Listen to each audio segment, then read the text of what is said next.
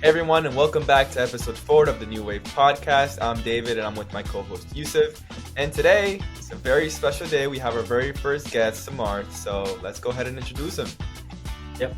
Today on the New Wave, we're joined by Samarth Shah. He's a junior at UW-Madison and the co-founder of Redeleven Labs, which is a startup that uses AI to fight deepfakes and online disinformation. Samarth recently pitched on the Sylvie stage as a top 5 finalist at the 2025 Pressure Chamber, and we are super excited to dive into his journey as a student founder, tackling one of the biggest challenges in tech today. Yeah, Samarth, welcome. Welcome to the New Wave. So Thank me and you. Yusuf are both sophomores in college, so it's really special to have another college student on the show. So could you start by giving our listeners a little bit of a deeper intro about yourself, who you are, and what your company does? Yeah, so my name is Samarth. I'm originally from Lexington, Massachusetts, which is a suburb of Boston. I have started going to school here in Wisconsin, in Madison area. This is going to my third year. I'm a junior now, and yeah, been really deep diving into the entrepreneurship scene since January, and have learned a lot in a very short amount of time. And happy to share everything I know. Awesome. So before we dive into that, what made you want to start a company while still in school to begin with?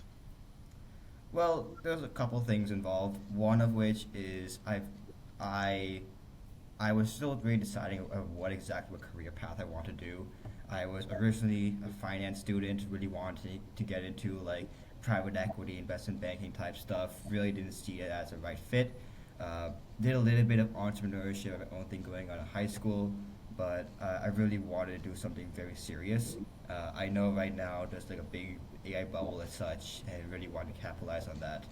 And just creating some of my own thing can really make me stand out in a place that has over 50,000 students.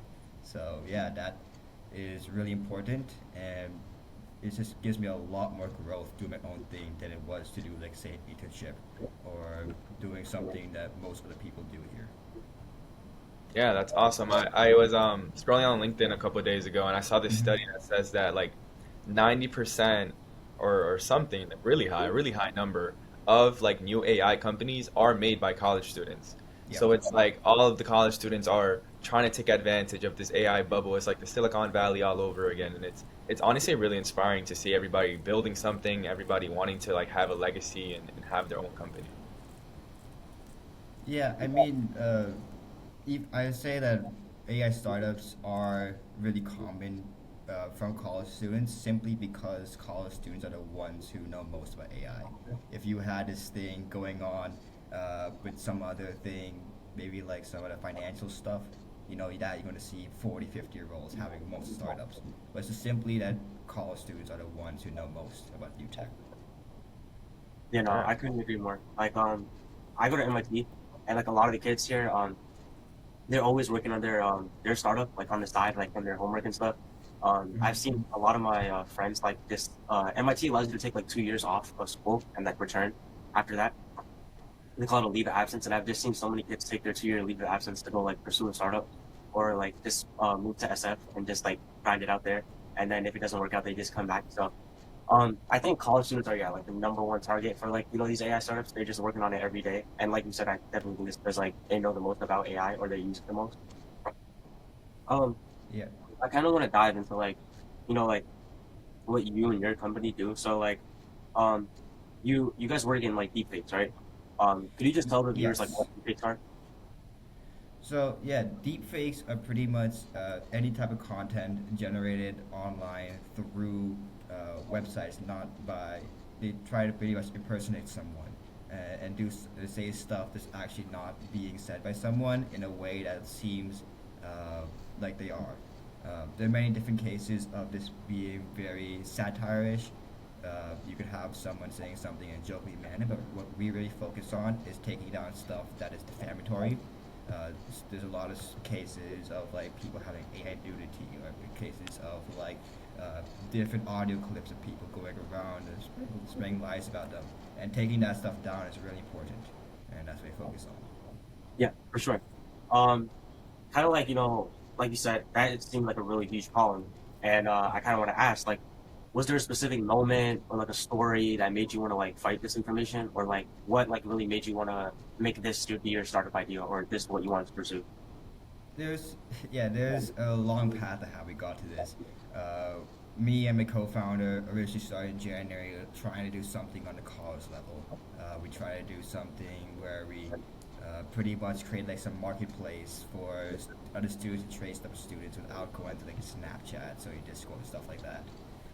That really found out was like there's some problems with it and that we weren't really the best ways to do so. So I really wanted to focus on something that like we can only do or that other people are too scared of doing. So that really made us go into something else that we did, which did very well in the local Madison area and allowed us to get into many different organizations and offices around here. That really gave us one of the things that we did from that was work with NSF, using the NSF name to go talk to many different people, many different like organizations, many different like corporate level execs and such, gave us the the vision of what we can do that actually people want, which made us go into deepfakes, seeing that like so many people are struggling with impersonation, yet there's not really a lot of people focused on the security side of it. Yeah. No, definitely. On a more lighter note, I remember seeing like the first deep fake in like in high Mm-hmm. school. It was a video Yeah, of Will Smith eating spaghetti yeah, on spaghetti. Yeah. and it's like 4 years later, 5 years later, and it's like it actually looks like him. Like obviously you can tell that it's not him. Like there's still like that sense of like uncanny valley coming from it, but the fact that it's improved so like basically exponentially from 5 years ago to now is just really scary to see because what's gonna happen 5 years from now? It's just gonna get harder and harder to tell. And like I always see like on TikTok, like I'm gonna get scammed when I'm older because it's like when you're gonna be an old person and they're gonna be making all these deep fakes of people, and you know what? They're believable. They're gonna get believable, and they're only gonna get better from there. Yeah, I mean that's the biggest challenge for us is that we know tech around AI is going to be getting better and better every single second. So we have to be on pretty much going around making our own tech better and better to find these deep fakes. We pretty much see the how a quant firm always wants to get new strategies. That's good. Like, that's one of the biggest costs forever onwards is finding new ways to detect AI when everything becomes better. Yeah, totally. So let's get into the pitching side. So we did Yeah. a little research on your company, on you. We know that you've been at Pressure Chamber, but you said that 6 months ago you were pitching in classrooms, and recently on August you were in stage of 400 professionals. So could you take us back to those early days when you're starting to hit the ground running? What kind of steps were you taking? What kind of people were you looking towards advice, or was it just you and your co-founder grinding it out? Yeah, so I know I suck at public speaking. I whenever it is like a big stage of people, I freeze up. So being able to to practice 24/7, making sure what you're saying is right and not sound like a robot on stage is really important. So I spend a lot of time doing that. Me personally, I'm in charge of the whole business side of our product. All the tech was being done by my co-founder, so I had a lot of time like developing a slideshows, making sure it's perfect. Go like so many people, especially in college, they're really focused on just the product side. Nobody really has their business behind it at this stage. So having someone really focus on that, what is your go-to-market strategy? What is your total TAM, SAM, SOM? Stuff like that is really important when it can really differentiate between like the other people in college, especially. Yeah, so we did a local competition like across all Madison students. I think it's like 50, 60 teams in it. Wow. We placed second in that, got like 7.5K in grants. Only reason why we got second though is we simply did not have customers yet, and now we do have customers. So There you uh, go. yeah, that even though we got second, that did open a lot of doors. We got in touch with a lot of VCs through that, in touch with a lot of people that could advise us. And yeah, just being able to use those resources was really helpful for us. Yeah. Awesome. Yeah, go ahead, Yusuf. Um. Yeah. So like David helped us like go back to your older days when you were first starting out, and like how you kind of like got the how you kind of hit the ground running. Yeah. I kind of want to go back to what you were saying about like your experience at like pressure chamber. So I mean, first off, can you tell the viewers what pressure chamber is? Yeah, so Pressure Chamber is a competition held by something called the Greater Madison Chamber of Commerce.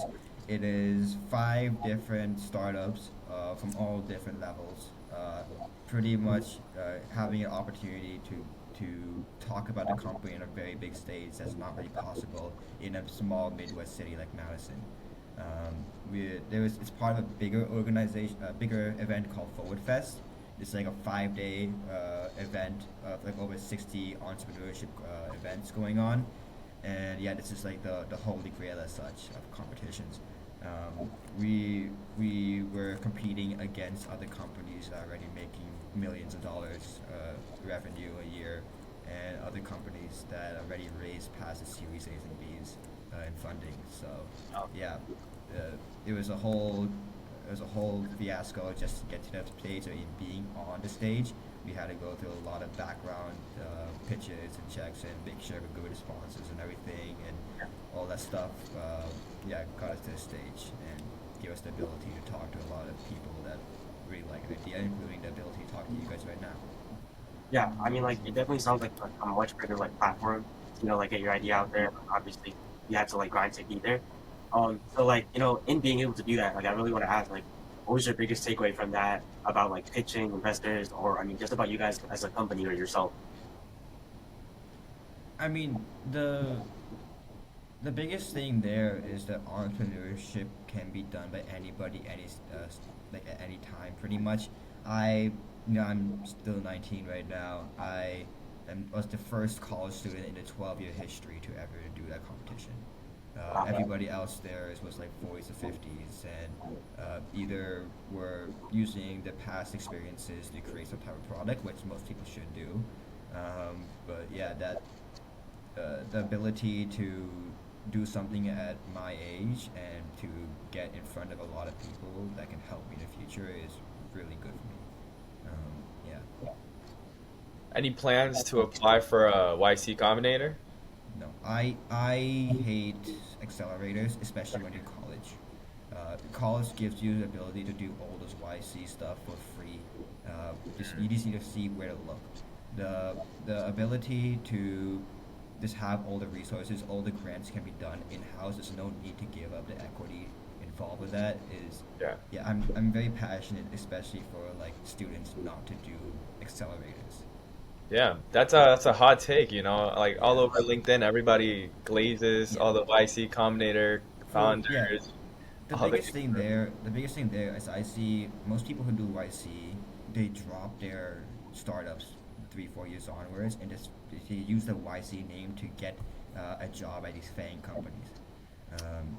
Yeah, if you're really passionate about what you're doing, there's especially if you're a student, there's so many other pathways and other ways to get your name out there for free than having somebody take more than 10% of your company for a lot less value than you possibly get elsewhere.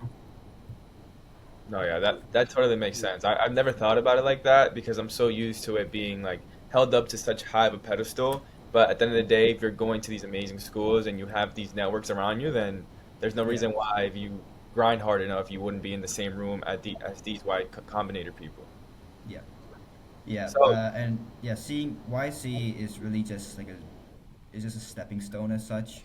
It gives you the platform to get your name out there. But yeah, there's so many different organizations, especially at these top colleges that you guys are at, that can give you the same ability to do so. yeah. So on that stage, what was one of the toughest questions that you think you got from the judges, and how did you handle that? Because I know you said you're not that very good at public speaking. That I'm the same way. I sort of like fake it till I make it, and like you'll be good on stage, and like deep down you're like a little bit nervous. So how did you handle these like really hard questions? Yeah, so I mean, the actual presentation part, you can rehearse that as much as possible. The Q&A, you only guess what they're about to say to you. Yeah. So one thing I really did was try to leave holes in my presentation so that I can kind of guess exactly what type of questions they give. So things about like a pricing model or things about like how much money I actually need and stuff that like I say I need $1 million, but then I won't say exactly how so that I can get the question later down the line. Mm. Those type of things can make it a lot better for you. But when it comes to say you not explaining product correctly, that stuff is on you to make sure you do that properly. Yeah, I'm taking that note. Leaving holes for Yeah. questions. Yeah, That's a great Oh yeah. advice. yeah, Oh yeah. advice. It's really important even on like your local projects. Just Yeah. keep those holes. So yeah. Um, how does Redeleven Labs like actually go about like taking down these kind of like disinformation or Yeah. deepfakes? Like how does it like work? How does it do that? Yeah. So what we do is we talk to any type of celebrities, athletes, anybody who cares about brand image.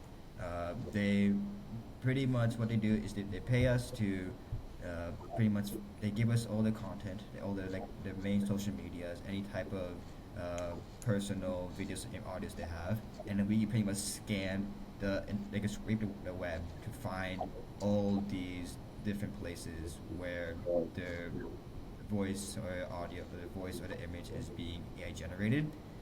We then have partnerships with like Google, Meta, Twitter and stuff to help take down this stuff if we see it being used in a defamatory way.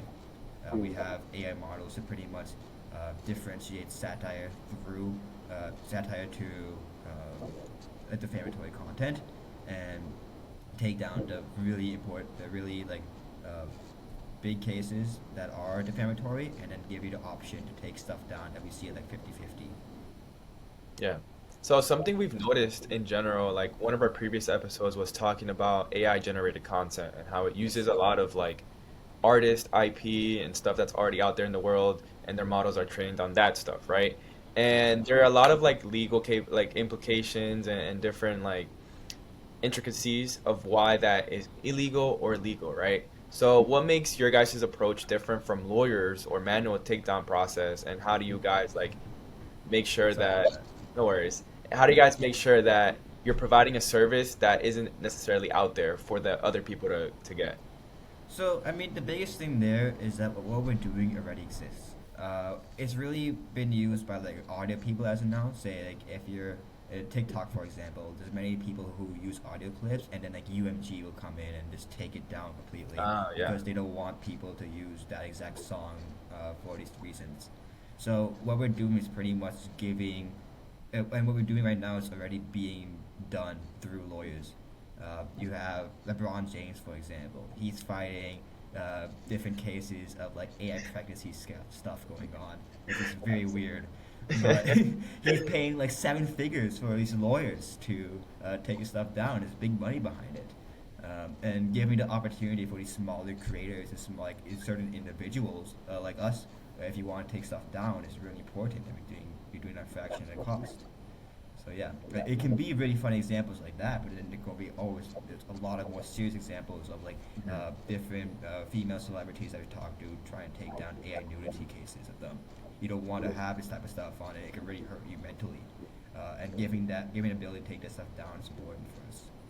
Yeah, nice enough that you mentioned that because I was Yeah. reading that in one of your pitches, someone told you that they wish the product existed 5 years ago because of Yes. a tragedy involving cyberbullying. So, how do you balance working on like cutting edge technology with the real emotional weight of these stories? Because at the end of the day, you're trying to do good for them, and it's serious stuff.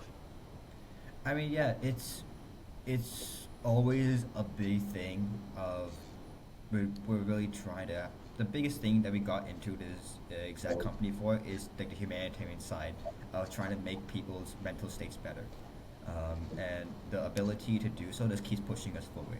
I don't think there's like a big cost on us that what we're doing is like we don't really see most of the cases of like this nudity stuff or this vulgar stuff that I'm talking about.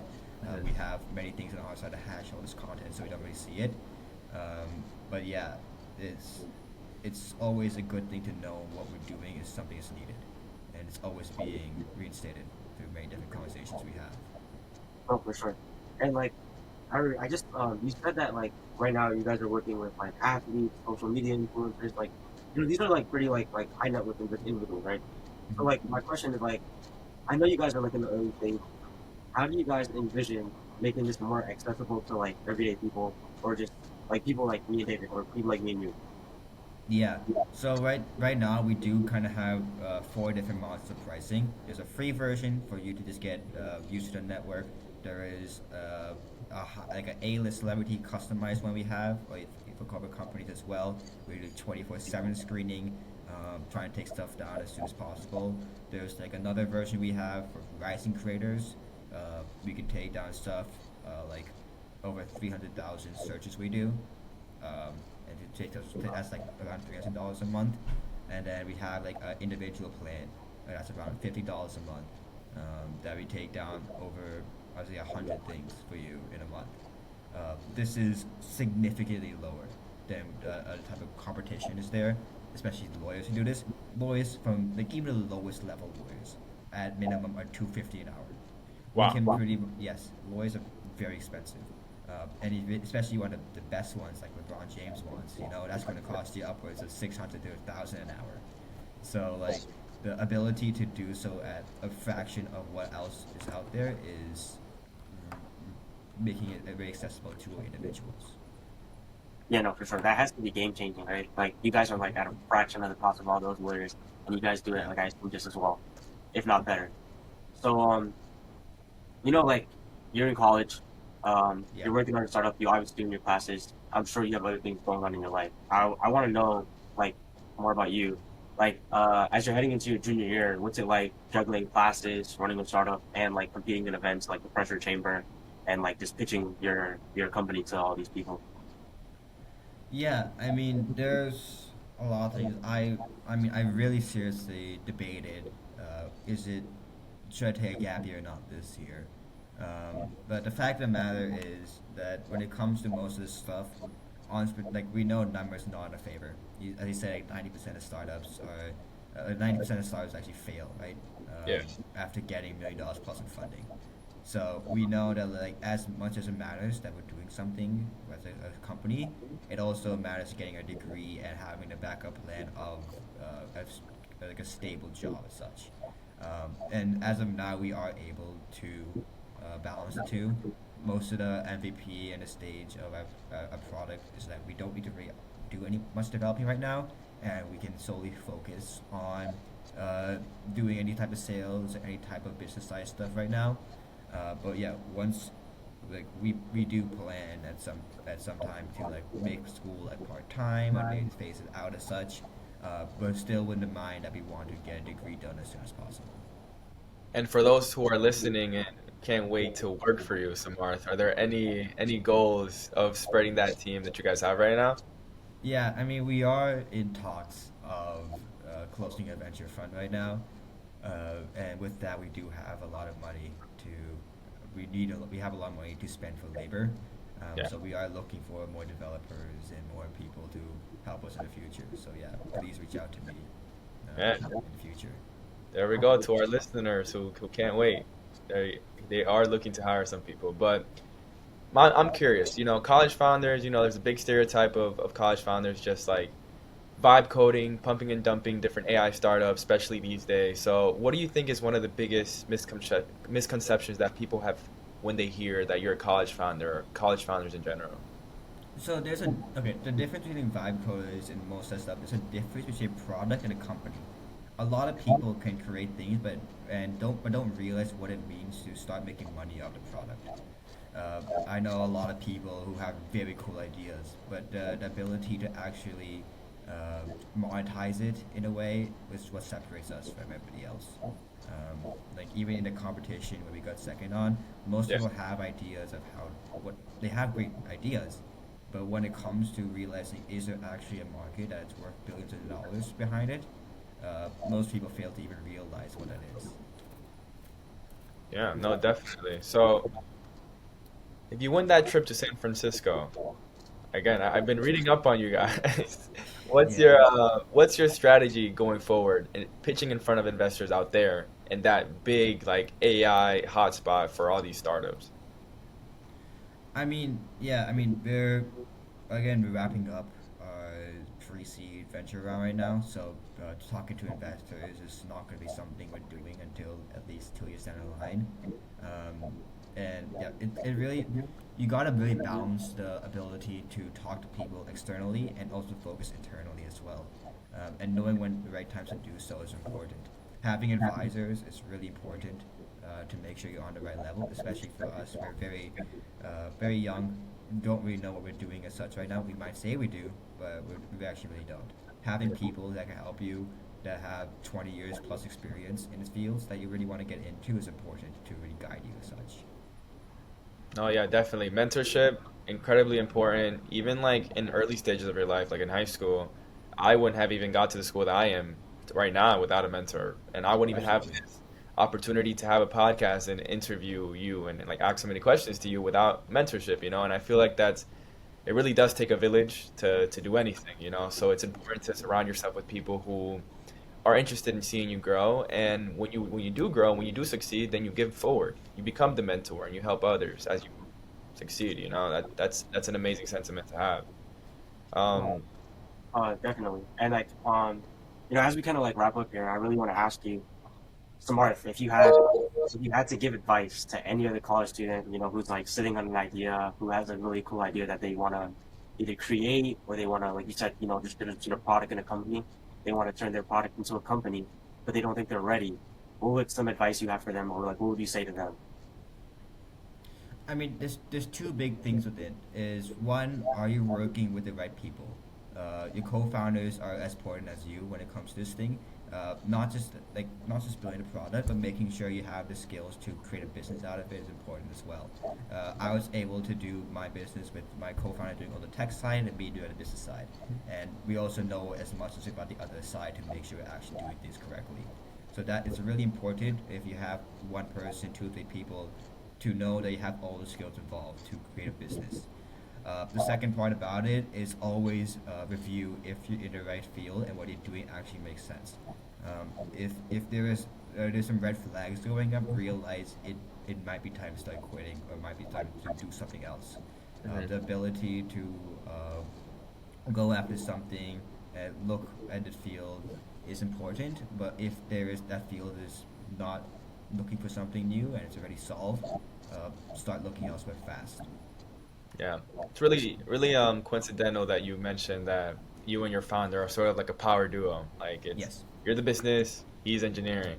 And I've known Yusuf for like a better part of my life. He's been my best friend for a while. And every time we like brainstorm on like making our own startups and we're like running ideas through each other, I'm always the business and he's always engineering. So that's really funny that that's sort of like the mirror of what we would have done if we already started like making our startups and like grinding out like these ideas that we've had. But as we wrap up, I wanted to ask you, like the title of our podcast is The New Wave. So what does the phrase the new wave mean to you? I mean, with every generation comes a new way of thinking. Right now, it's for us. It seems like it's going to be AI, but we know 5 years down the line, 10 years down the line, it's going to be something completely different that nobody even knows right now. Hmm. The ability for new people to think of new things is important, and making sure that those people always have a voice is going to be very important in the future. Definitely. Couldn't have said it better. So, as you wrap up, Samarth, David and I want to thank you so much for your time, and we Yeah, want to thank give a you. huge thanks to Avatar AI for sponsoring this episode today. Um, it was great talking to you about your company, what it does, how you're really looking to uh, develop it in the future, bring new things, how you've been talking about your journey as a college student, balancing startup, balancing classes, and pitching your stuff. We appreciate the advice so much. David, anything to add for the viewers? Just a huge thanks. I've been in contact with Samarth for like about 2 weeks now, and school started, so it's been a little bit hectic. But I'm so glad that we finally got this on schedule. Had a wonderful podcast, wonderful conversation with you, Samarth, and I look forward to staying in touch. I wish you the best successes. I wish you keep on grinding and to just lock in, brother. Yeah, thank you. Yeah. All right. We'll see you guys next time. See you guys next episode. Bye bye.